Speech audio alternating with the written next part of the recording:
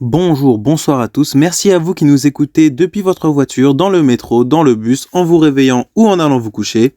Vous êtes sur Bunnybear.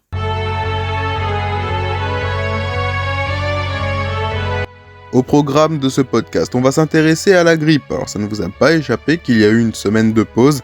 Et oui, je suis tombé malade entre temps et vu que je suis tout seul, ça a paralysé toute la chaîne de production du podcast. Ensemble, on va voir ce que j'ai eu en détail, à savoir la grippe. La contagion s'effectue très rapidement du fait que la période d'incubation est très courte. Elle varie de 24 à 72 heures.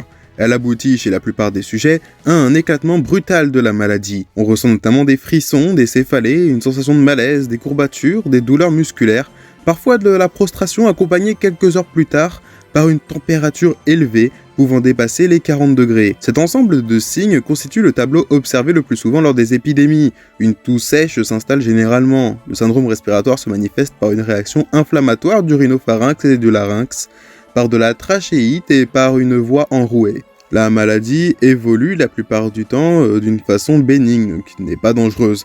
La température élevée le premier jour diminue le second et redevient normale le troisième ou le quatrième. Si la plupart des infections grippales sont bénignes donc, on constate cependant que toutes les épidémies s'accompagnent d'une élévation du taux de mortalité. On ne peut pas oublier la grippe espagnole d'il y a plus de 100 ans maintenant, en 1918 et en 1919, qui avait tué 15 millions de personnes quand même. Les complications sont spécialement pulmonaires, allant de la bronchite à la bronchopneumonie.